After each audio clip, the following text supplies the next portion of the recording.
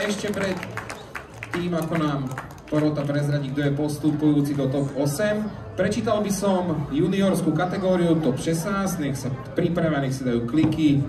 Takže prvá bitka bude Eli versus Dušky, Lucky versus Aďo, neviem, Kemada versus Koťo, Lily versus Ema, Viko versus Solar, Falis versus Vova, Lil, Le, L versus Estetik.